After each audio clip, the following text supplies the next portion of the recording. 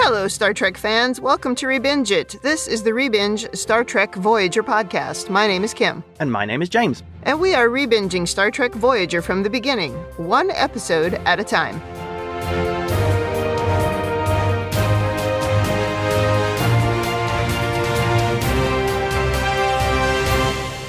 Welcome back to the podcast. Today we are on Season 2, Episode 26, Basics, Part 1.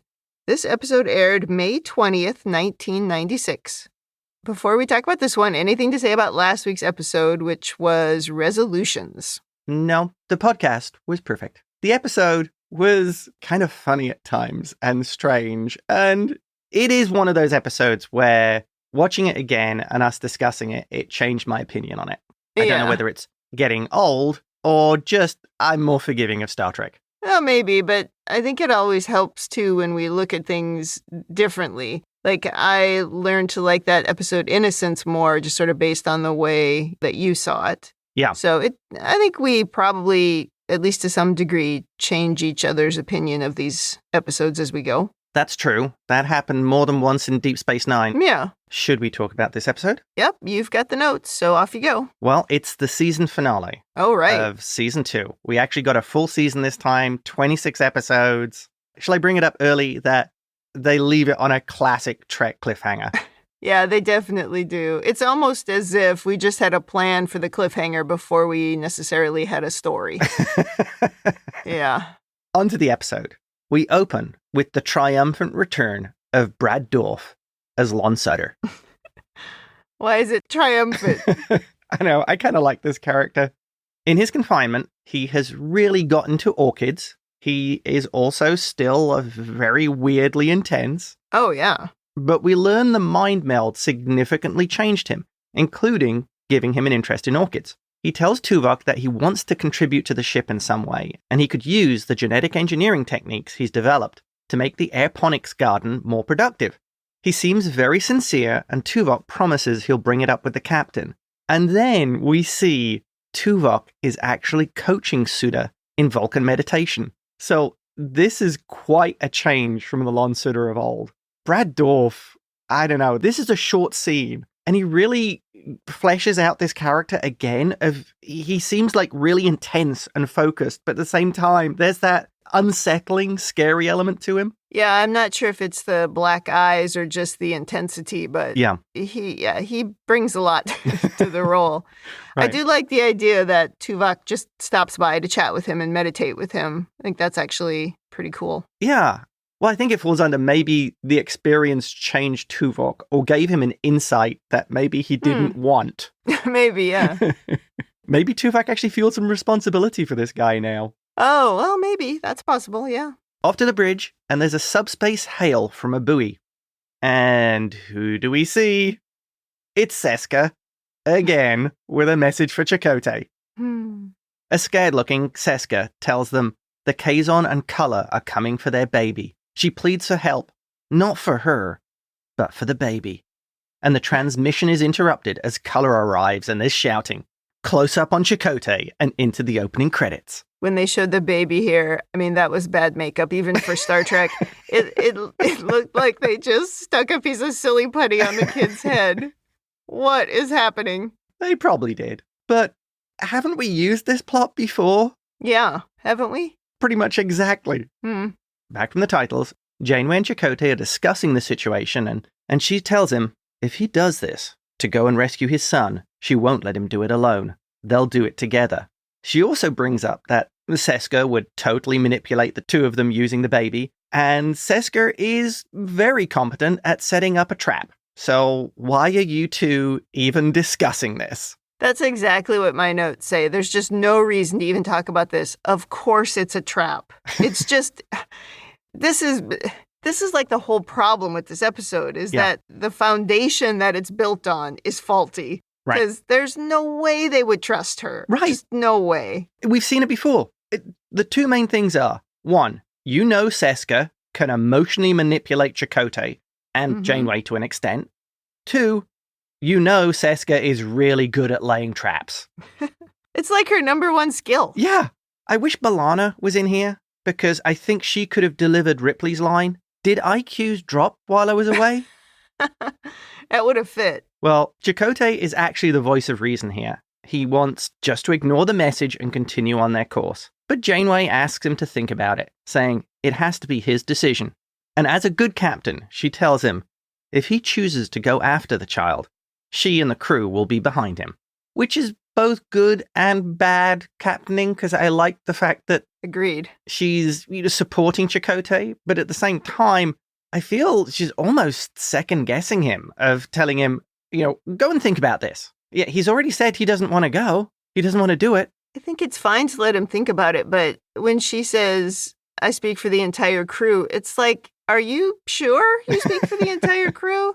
I think a few people would be like, he already tried to get us all killed by going after Seska, and why are we not just assuming that Seska's lying? Yeah. So I don't know that it's bad leadership for her to say, hey, you got to at least make sure you're making the right decision. Yes. But I think there's some questionable leadership after that. So you think it was okay for her to say, go and think about it, even though his initial reactions are no? Well, your initial reaction sometimes to something highly emotional, will be really strongly one way or the other. And then when you've had the night to think about it, you maybe change your mind. I wouldn't give him days to think about it, but It's like, okay, at least sleep on it and we can talk about it tomorrow. I do think the problem is she's saying we're going to put the whole crew at risk for this baby that we have no real evidence that this is Chakotay's baby. I mean, I think it is. Yeah. But we don't even really have proof that she didn't make the whole thing up. She might not even have a baby that she gave birth to. She could have easily faked the whole video. So what you're saying is a member of the Obsidian Order who is a deep cover agent who has proven to be a consummate liar and manipulator might actually be lying about the whole thing. Yes. I find it almost impossible to believe that they would even consider that this is real. It's crazy. But I don't think Janeway has any obligation when it comes to this kid. I don't. Well, I think it's kind of an extreme case of the needs of the one. It totally. Yeah. We move on to some more rather unfortunate Akuchi Moye. Oh, no. When he said Akuchi Moya, I was like, I thought we were past that. We're back to the made-up language. It turns out that Chakotay wants to commune with his father about what to do, and he goes into a vision with his father, which I find really interesting because didn't we already establish that Chakotay didn't really get on with his dad? Yeah, they didn't have a great relationship. Yeah. I think it maybe improved towards the end. I don't know. I thought he said he never really managed to patch it up before his father died or was killed by the Cardassians. Well, then this really makes no sense. And there's the whole underlying issue that his father's values were wildly different from Chakotay's. Remember, he considered Chakotay as a contrarian who was at odds with the values of the tribe. But are we supposed to think that once Chakotay went through the events of the episode Tattoo, that he maybe softened to the old ways or something? Okay, maybe. Because it turned out his dad was actually right in the things that he told him, but I don't know. Well, in that one situation, but Chakotay still had the fundamental desire to go out into space and explore and do the things that were the opposite of his father. Yeah, but he seemed to be looking backwards. But remember, he gave up everything to go into the Maquis because of his father and after his father died. Yeah, his sense of duty. Yeah. Yeah, okay. So maybe it's just out of guilt. Well, I don't think, for myself, if their worldview was completely different from mine, I don't think I'd necessarily ask them for guidance because you're not going to end up with an answer that fits for you. Plus, he's dead. I just don't... I mean, we're really supposed to believe that he has a full-on conversation with him. Yeah. I'm not into this. Well, in the vision, Chakotay is discussing things with his dad. There's some painfully bad dialogue and some amazing false equivalence. There's some bad stuff in here. Yeah. I mean, I appreciate part of the message, which is that the situation is not the child's fault. I agree with that. Right. But this nonsense about good coming from the rape of women is really insulting and horrifying. And then what's worse is you've got these two men talking about the women and forced birth, as if they have anything to do with it. It's grotesque. I really wanted to fast forward through this. It's a nightmare. Yeah, that was bad. I don't think you can equate sexual assault with what happened to Chakotay. No, I agree this happened without his consent. I agree with that, but he was not sexually attacked or violated. Yeah. So it's not the same thing. No. In the end, Chakotay's father tells him, "He's your son, Chakotay, and a child of our people." And that seems to set Chakotay's mind. Which is so dumb, because again, we don't even really know if this kid exists and if it's Chakotay's. Right. And he's talking to a dead person. What is Star Trek doing here? It's just in his head. Ay, Hakuchi Moya. It's just ridiculous. After a briefing, and they're making a plan, Neelix has reached out to Talaxian mining friends who are willing to help if Voyager gets into trouble. Janeway orders Tuvok and Tactical to anticipate a trap. Harry's figured out how to use the deflector to make decoy images, which would seem like incoming ships. Because the ultimate useful piece of technology in Star Trek, the deflector. The Doctor even has suggestions. There's a funny part where Janeway welcomes the suggestions from the Doctor, and he replies, "In that case, you may expect several more on a variety of matters." That was funny because watch Harry in the background. Oh yeah, he rolls his eyes. Yes. He does the Janeway maneuver. I bet he's thinking, "Oh great, I can't wait to hear them." Yeah, I'm sure they're all going to be fantastic. Well, the Doctor's suggestion is to use the holoprojectors on the hull with mirrors to reflect images into space. Harry confirms it's doable, and despite Tuvok being Mr. Downer, bringing up all the problems with the plan, Janeway says they need every advantage they can get, and approves it. So the Doctor's first real tactical suggestion gets accepted. I know we've talked about this before, but projecting things into space is so pointless unless they're looking out their windows. I don't understand. Well, the Kazon have more limited technology, so maybe they are using optically enhanced systems and don't have radar or anything. And I also don't really understand why the Talaxians would be willing to help after what happened the last time they helped. We must be giving them something, right? They must be getting something from Voyager that we don't know about. Well, Neelix says these were miners, so maybe Neelix traded with them, or they owe Neelix a favor, or maybe it's just simply a case of we're Talaxians together and they all can't stand the Kazon. So sure. Having a Talaxian appeal to them and say, "Look, can you help?" They'll be like, "Oh yeah, we're in." Okay. At the end of the meeting, Chakotay thanks all of them for helping. This is an absolutely terrible idea. We should not be doing this. Somebody should be saying, "This is dumb. We don't even know that kid exists. And why are we doing it?" It's the fact that there's nobody who's on the opposite side. Especially Tuvok. He's not expressed a single complaint. I mean, come on. I have been in meetings where there's been a clear path of what you have to do. No question. Mm-hmm. And there's still been someone going, "Well, we should do it the opposite way." There's always a contrarian.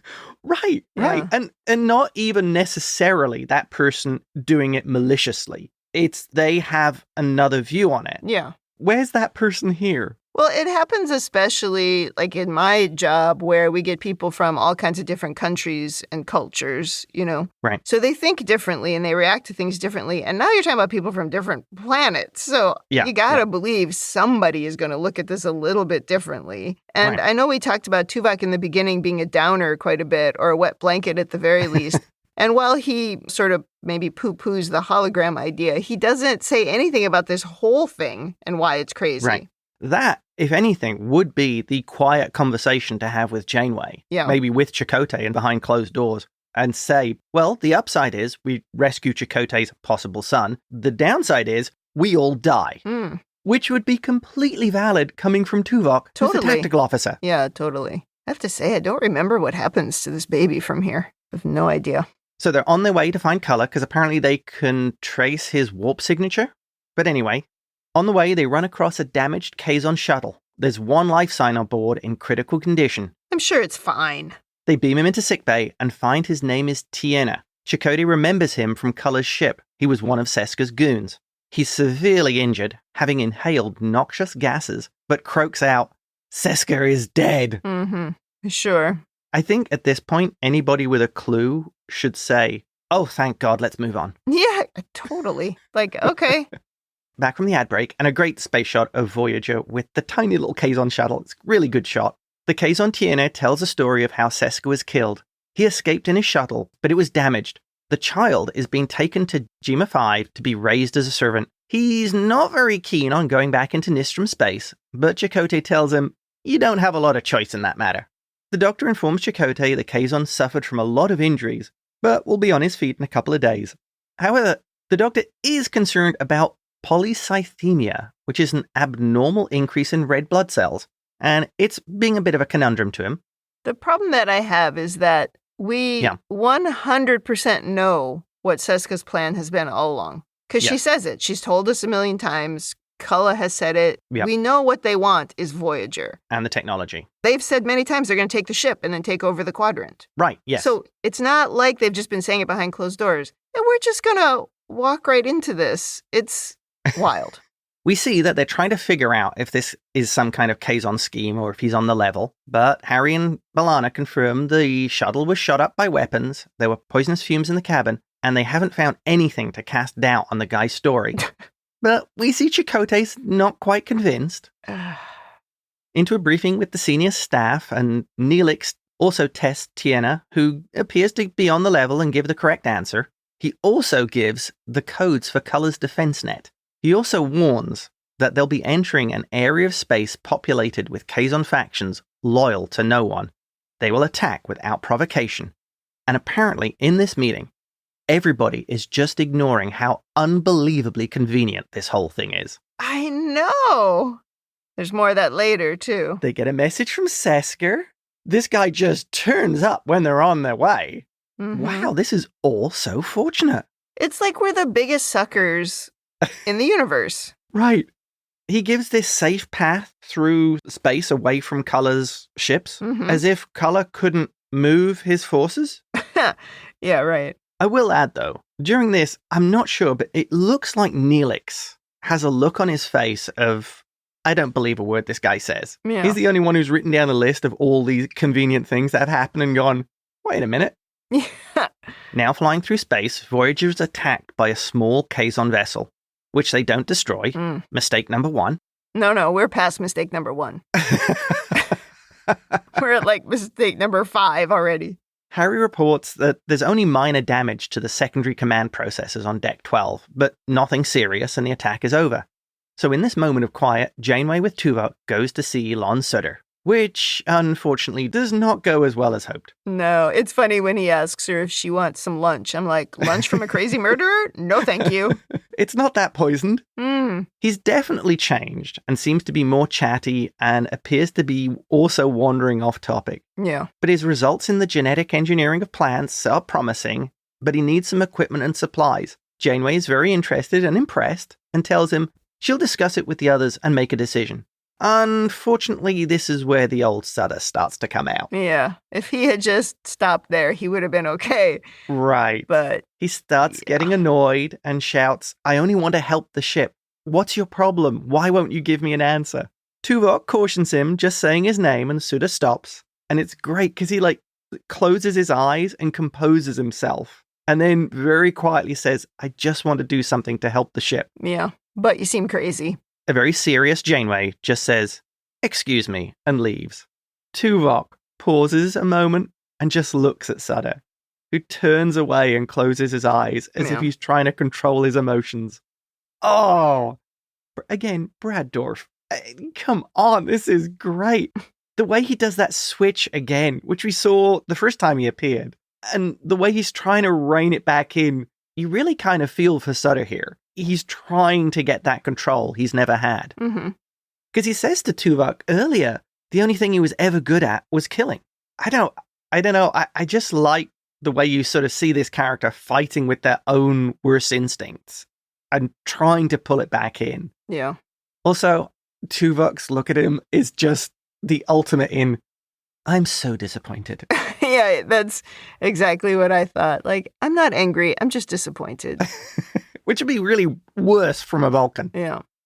Janeway's now giving a log while we get some space effects of 2 Kazon ships attacking Voyager. She notes they've had 4 Kazon attacks, and each time they've attacked the starboard ventral, complicating the repairs on the secondary command processors.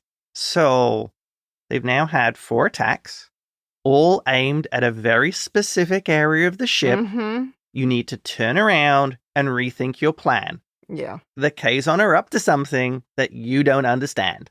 Absolutely. I mean, my notes are the same. It's like, as soon as you notice that they're all attacking the same thing, you need to regroup because your plan is wrong. Yes. It's comical to believe that they wouldn't recognize this problem and start to brainstorm exactly what was going on and not just keep forging ahead. Twice is coincidence. 3 times would be something's going on here. Yeah. We don't know what it is. I reject that Janeway or any of them would be this careless. Right.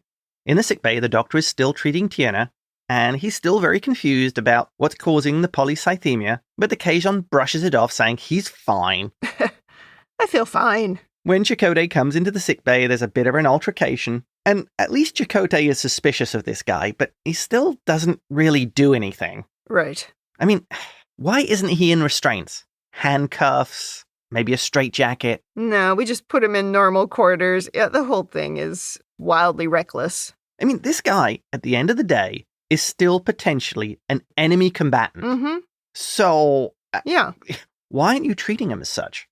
Well, what a surprise. There's another attack, again, on the starboard ventral. Mm-hmm. And the Kazon then disengage. Voyager, once again, doesn't seem to destroy any of them, which I can't really fathom. Harry reports to Janeway that Deck 12 is in a shambles, and the secondary command processes are now offline.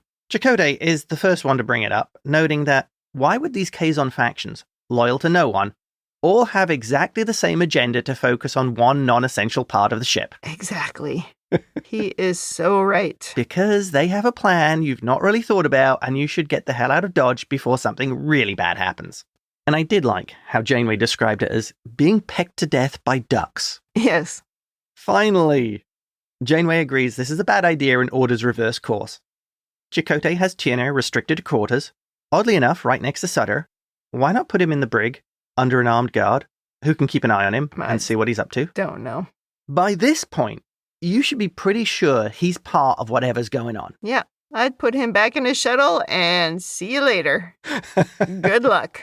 Wow, you're so much nicer than me. I would have put him out of an airlock and told him to fly towards his shuttle. Yes, you definitely would have. There's also a short scene when Neelix brings Suder his dinner. Yeah.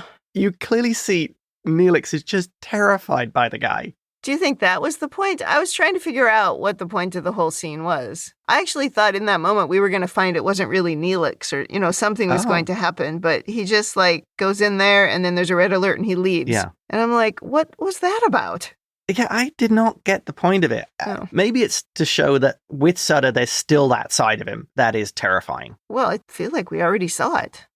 Well, that's true. And it's not like we needed reminding that he was there. We just saw him 5 minutes ago. Yeah. Well, and Suder is looking very murdery in this scene as well. Yes, he is, sitting in the dark. Yeah. Like chewing his fingernails. Oh, yeah. He's very scary. It is interesting that if Neelix is terrified of the guy, that they make him deliver lunch. It's kind of mean. Does he have to do this every day? Kind of mean. Just beam it in there. Or maybe it's a Chakotay thing. Maybe they actually have a laugh about it. Did you make Neelix do it today? Oh, no. Yeah, he's terrified of the guy. It's awesome. On the bridge, Tuvok is reporting 8 large carrier vessels are on an intercept course with Voyager. Mm-hmm. And their attack pattern is a classic Cardassian echelon. Okay. And I wonder who's behind that. Yeah, but somehow Seska's dead. Sure. And this isn't a trap. Sure. Oh. I mean, even after Tom says that, it's like we still don't understand what's happening. They really, in this episode, more than in most Star Trek episodes, expect that we're just not paying attention or something. Because that's crazy. I have to admit, at this point, it couldn't be more contrived if you sat down and tried to think up the most contrived plotline ever. I'm afraid so. Yeah. It's like we just wanted to get to what happens at the very end. Yeah. Yeah, and we sort of crammed it into the story to make it happen. And what's annoying is, given Star Trek's history by this point, there's a million ways you could have gotten to this point without having to do something that felt like a recycled plot where everybody took the dumb pills. I would have respected it more if it had been sort of an ambush and someone on Voyager still was working with Seska or something. Yeah. But yeah, this was crazy.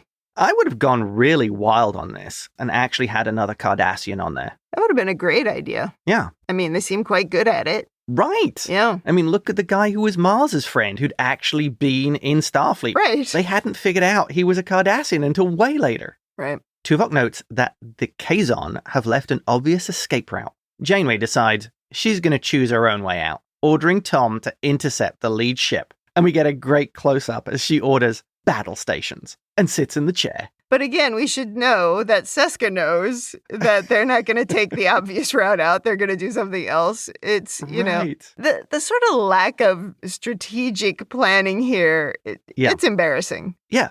Seska knows you. She knows Starfleet protocols. She has a pretty good handle on the captain and the crew. Yeah. She knows the Marquis inside and out. Mm-hmm. You'd have to do everything the opposite of what Seska knows you would do. I mean, that's really what they should have talked about. Like at the beginning, when Janeway says, I need some creative ideas. That's what they should have done, is they should have said, okay, we got to come up with stuff that Seska doesn't know about or wouldn't expect. They should have been planning to fight her, not the Kazon. Well, if the Kazon had any smarts, even if Seska had been killed, maybe they'd learn something from her. Right. Cardassian attack techniques, Cardassian battle drills, whatever. It would be stuff that they could use to their advantage. Yeah.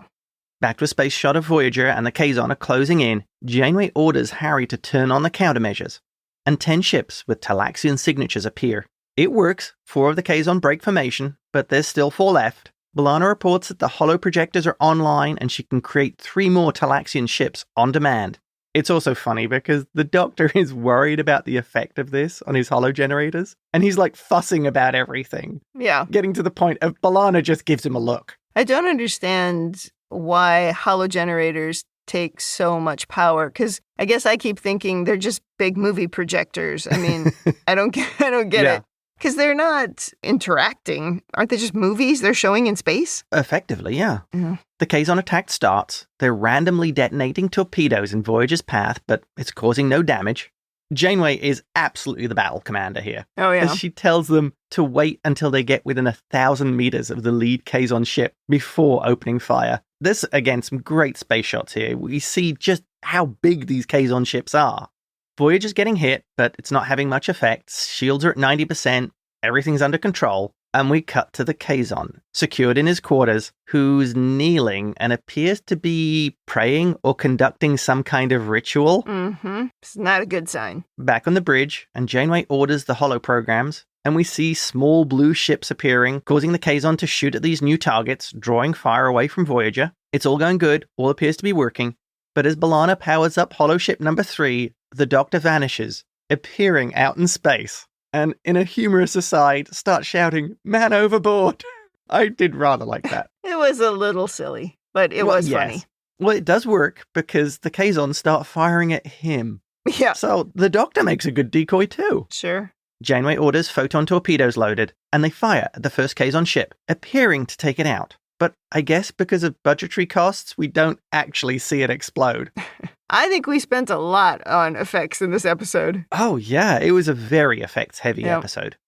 Cut back to Tierna, who now removes his big toenail. Ugh, that was gross. Which just watching made me just go, ouch. That was awful. Anyway, he removes some kind of probe or needle from it. Yeah. Back to the bridge, Harry's reporting shields are 85% and still holding, only minor damage. Cut again to Tierna, who's now using the needle and injecting himself. He stands up, screaming, and then explodes. Okay, sure. The explosion knocks out a plasma conduit, causing power failures all over the ship. B'Elanna loses the holo transmitters, and Tuvok reports all the Kazon ships are now shooting at Voyager. Mm-hmm. It also blows a hole in the wall of Lon Suder's quarters, who hears the screaming and then throws himself to the floor. That was pretty good timing on his part. Shields are now at 70% and falling. B'Elanna tells Janeway warp is offline. So everything is now going badly. Tom volunteers to take a shuttle and go back to get help from the Talaxians. They launch a shuttle, but it starts taking a beating, and they almost immediately lose contact. Things keep getting worse. Phasers are offline. Shields are buckling. We get some explosions, and members of the crew start flying around. No roof beams start falling, so things can't be too bad. Just a couple of weeks ago, we had the roof beams coming down. That's true. But they're not trying to destroy Voyager. They're trying to disable it so they can take it over, yeah. Right. Tuvok now reports they're being boarded, and Janeway, never being shy about it, orders self-destruct. How many times has she tried to blow up Voyager since we started watching? I mean, we're only in season 2. This is at least the 3rd time. There's probably been more that I can't remember. She is the opposite of Jean-Luc. Oh, yeah. No, this is maybe the 4th time. Oh, my gosh, yeah.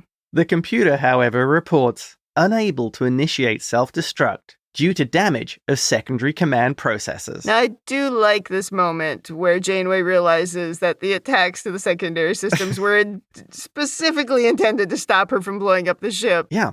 So that was the plan all along. I mean, I question that nobody thought of that before, but this moment is very good. Having been boarded before, why are we never prepared for that? We should just be gassing people when they get on board. Yeah, Neurocene gas. Mm-hmm. The Kazon now make it to the bridge, and Janeway orders the crew to hold fire. We cut to a space shot of Voyager surrounded by the 3 Kazon vessels and captured. On the bridge, the crew are being held by the Kazon, and in comes Culluh, along with Seska. Shocking. Did you see that coming? She introduces Chakotay to her son, and Chakotay does get in a really good burn, saying, "May he grow up to never knowing the contempt his father has for his mother." Oh, that's pretty funny. That was a really good one. Well, things get really Seska here, as Culluh tells Chakotay he's taking the child as his own son, because a man who violates a woman under his command does not deserve a son. Wow, Seska is absolutely a piece of work. If she makes it back to the Alpha Quadrant, she is going to get Obsidian Order Operative of the Year. Yeah, she does almost look guilty when Chakotay's like, "Is that what you told him?" Oh.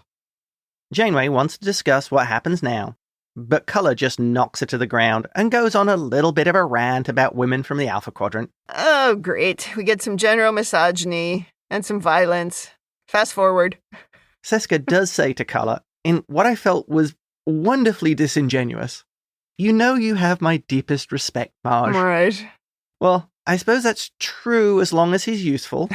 Yeah. Culluh does finally order the lights to be turned on. Oh my God, I laughed out loud when that happened.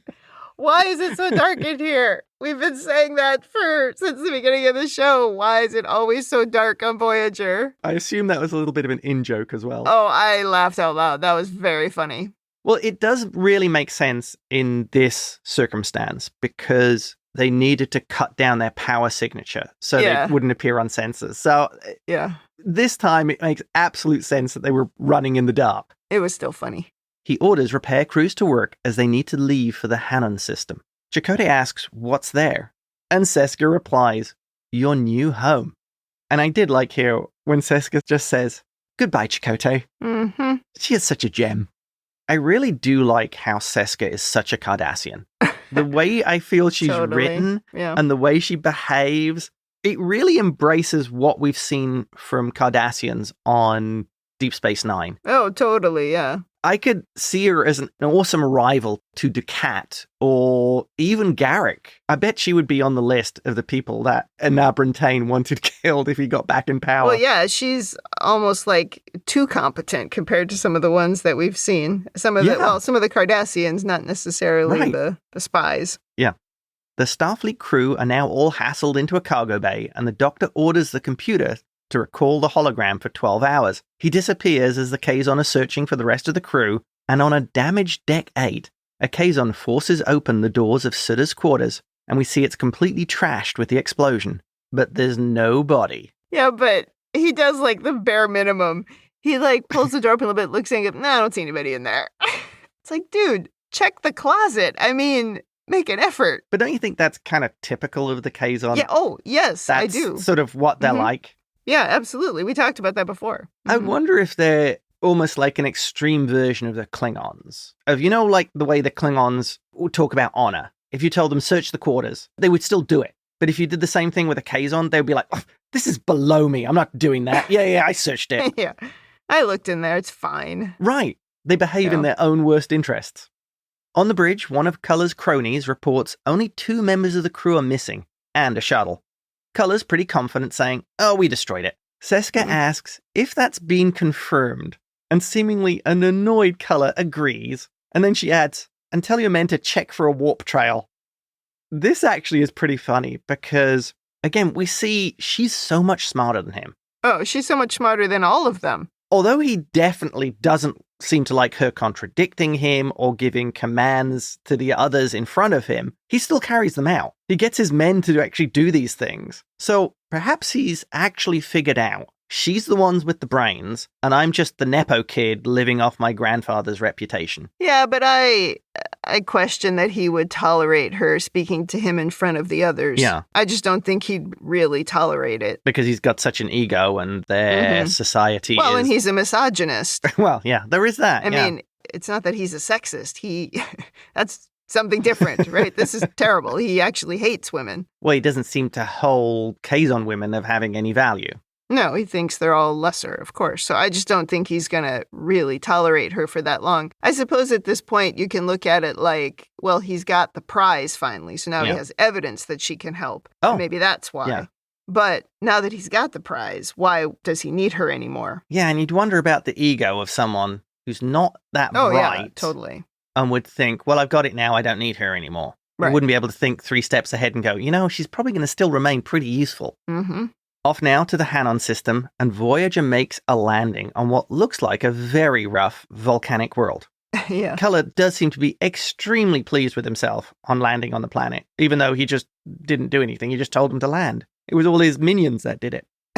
But he must have been practicing because it did seem like he knew quite a bit about the ship. Yeah.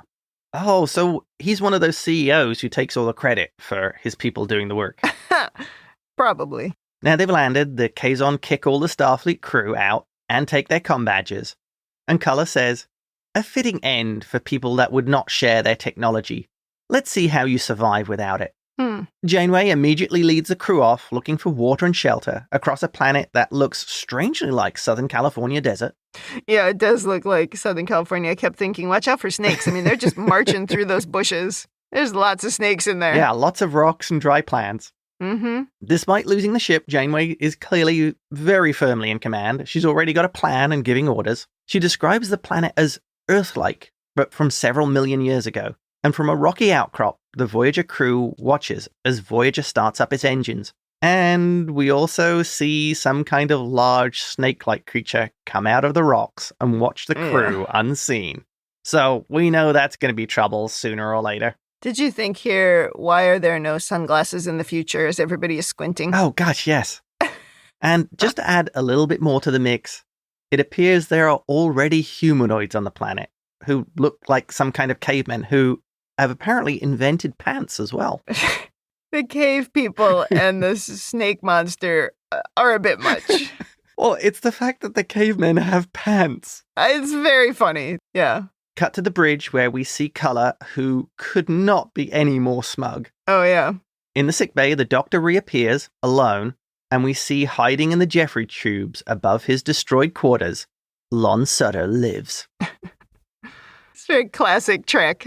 And we see the crew watching as Voyager lifts off and flies away across the planet. I did like the drama of that, of them all standing there. While a squinting Janeway watches it. Get some sunglasses. And we close on a to be continued. Absolute Trek cliffhanger of the first order. It's a very good cliffhanger. I'm just not sure how we got here, but it is a good cliffhanger. Yeah. All right, well, do you have some over-analysis? Yes. My first one is, did anybody actually scan Tiana? Yeah, I had that in my notes too. It's like, did he really get on board with that thing in his foot and we didn't notice? Yeah, and whatever it was in his bloodstream, it seemed like a bit of an oversight from everyone. Agreed. And I assume that this bomb was Cardassian in origin. This would be some kind of Obsidian Order thing.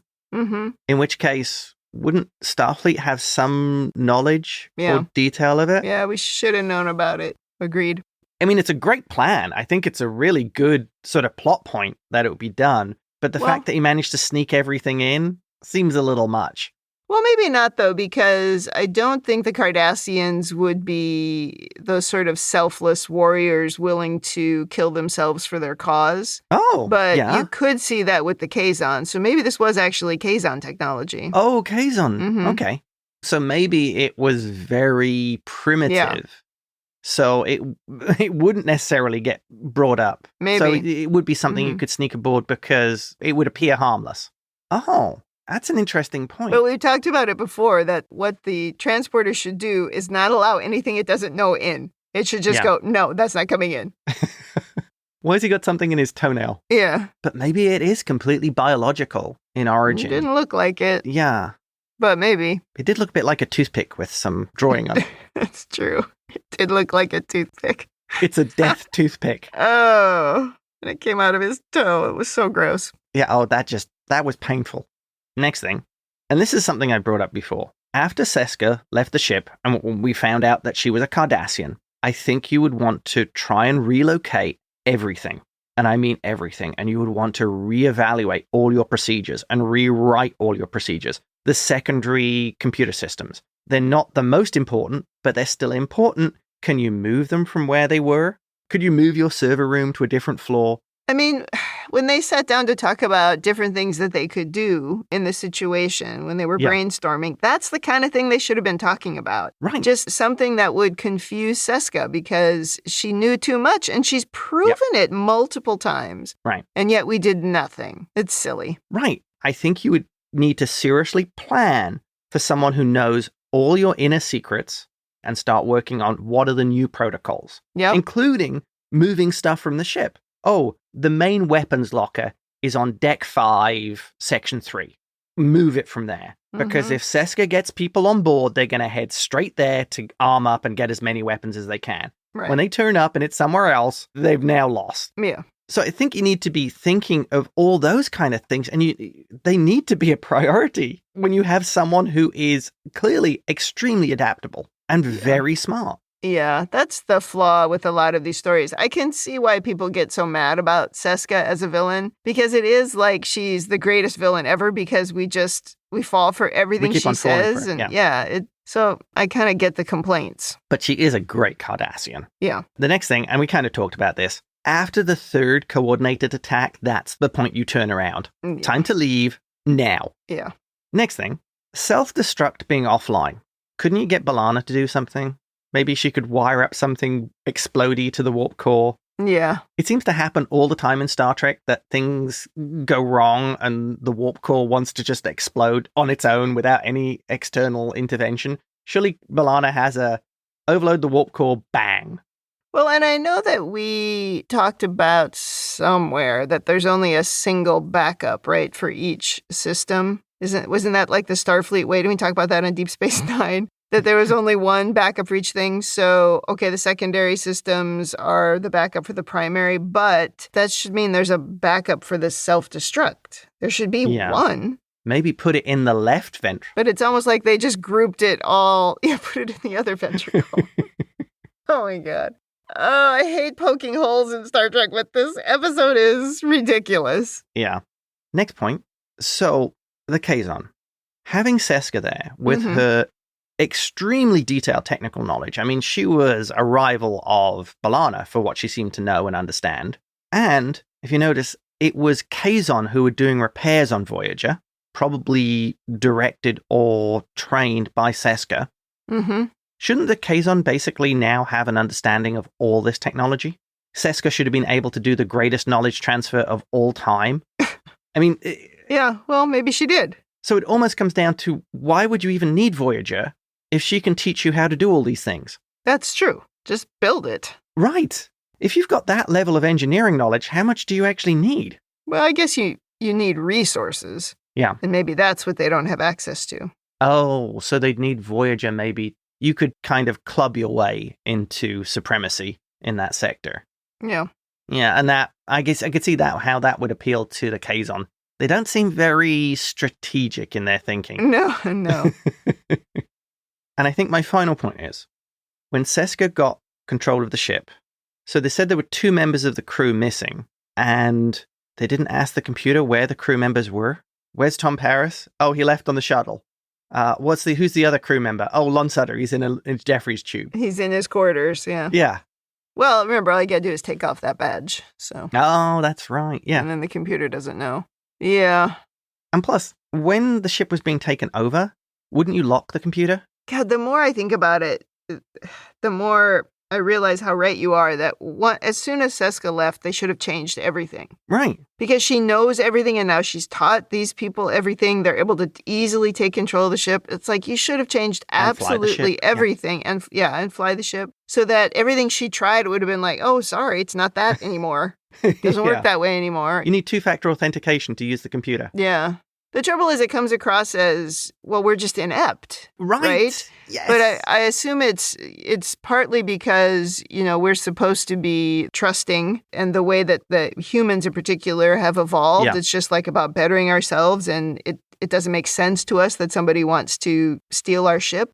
But the trouble with that is that we know that's the goal. Right. We absolutely know that is the goal. Even if we don't understand why, we know that's what they're trying to do. So the fact that we do absolutely nothing makes us look inept. And that's frustrating to watch. And just because you are the evolved human doesn't mean you should not study the past and know what people used to be like or what other races used to be like. Yeah, totally. I mean, what's the word? Trust but verify. Yeah. That should be more of the attitude.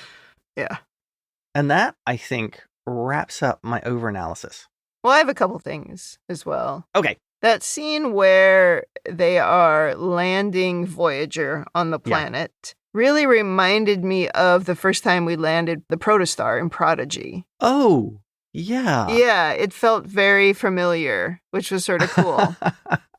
It's a very long scene, which it's like there's so much action in this episode that then we spend all this time landing Voyager. But anyway, it really made me think of Prodigy.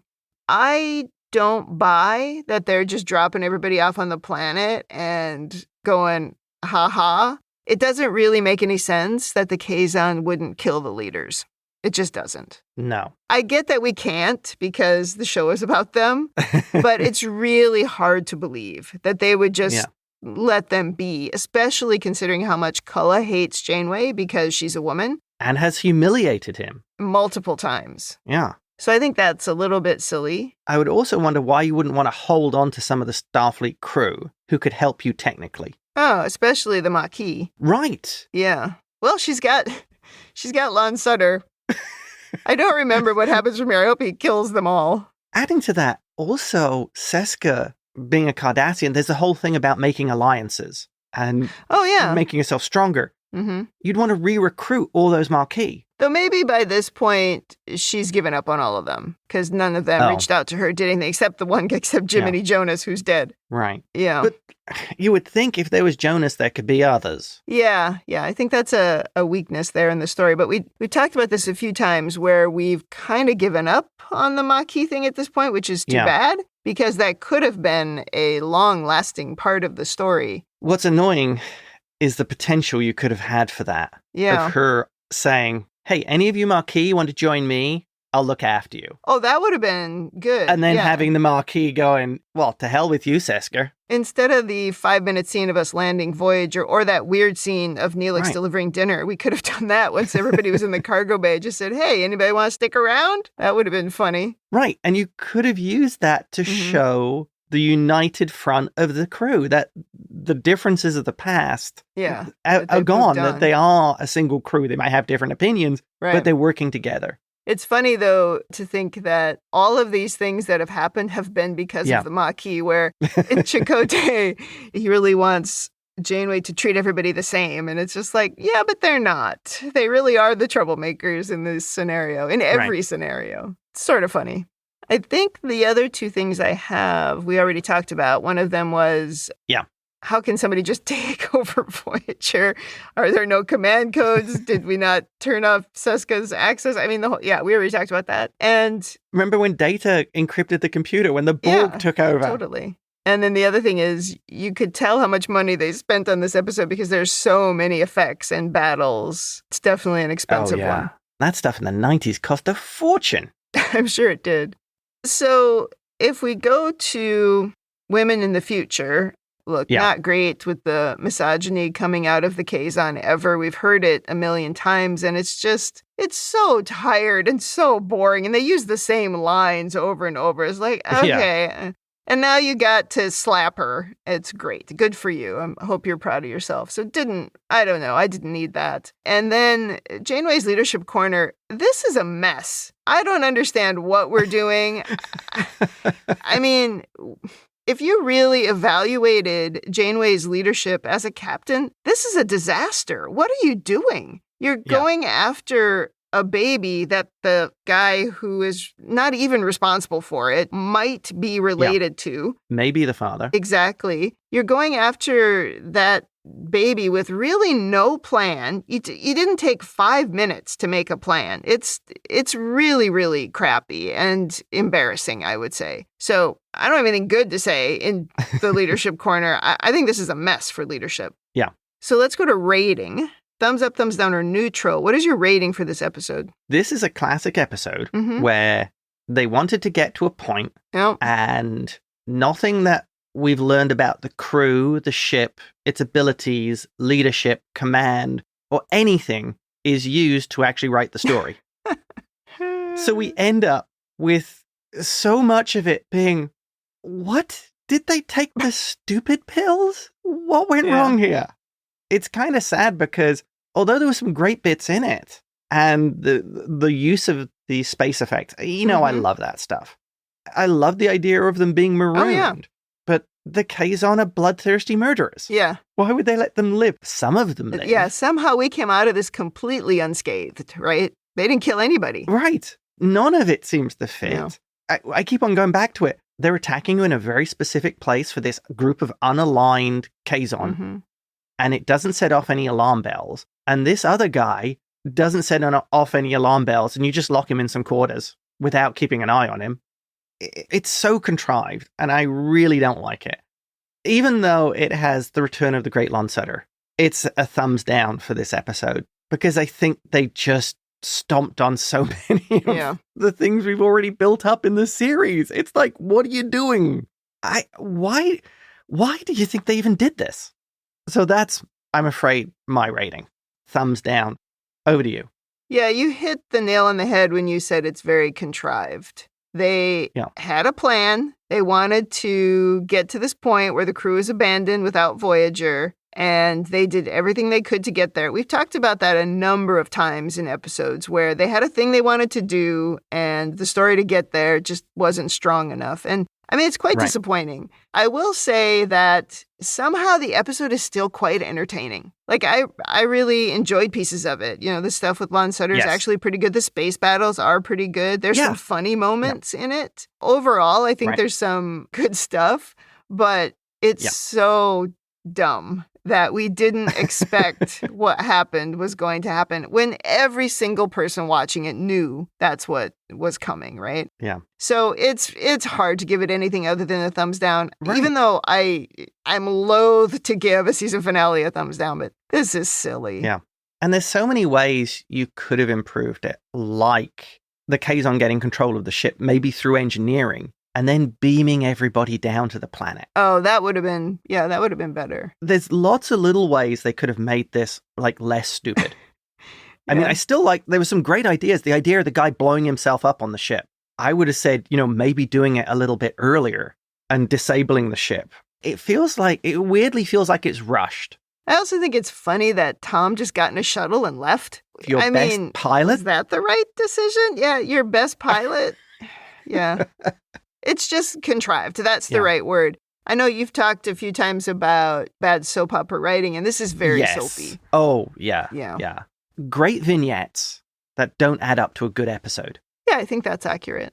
Well, I don't think there's anything more to say. We'll move on and see if they improve it in the next episode. I mean, we know that we've got the Doctor on the ship, we've got Lon Suder on the ship, and we've got Tom somewhere. And somehow that's how we're going to get back to Voyager. And this might make you laugh, but I could do the next episode without actually rewatching it. No, I don't remember a single thing about this. This obviously had very little impact on me. I didn't even remember it happening. When I saw the thumbnail of them all down on a planet, I had no memory of it. So obviously didn't stick with me. I have watched the next episode way more times than I've watched this episode. Oh, funny. I mean, I also forgot that Akuchi Moya made a return. Yeah. I think I put that out of my head, too. Okay, Voyager, do better. Hard to disagree with that. That wraps up Season 2, Episode 26, and Season 2. Yeah. I was going to say come back next week for the next episode, but maybe what we'll do is a season wrap-up. We've been talking about it. Yes, we have had requests for a season wrap-up. I think we should absolutely do one. So we might do that then, and we'll talk about our favorite and least favorite episodes of the season. This episode might appear in the bottom, but I don't know. I haven't done my list. But anyway, come back next week for whatever the next episode is of ReBinge Star Trek Voyager. In the meantime, if you'd like to send us your own overanalysis of this, of course, or any episode, or if you just want to say something nice, you can email us at rebingeit@gmail.com, or you can ping us on social media. We are on YouTube, Blue Sky, Instagram, and Threads. Or you can join the Facebook group, facebook.com/groups/Star Trek TTM podcasts. Thanks for joining us on the ReBinge Star Trek Voyager podcast. That's it for me. And that's it from me.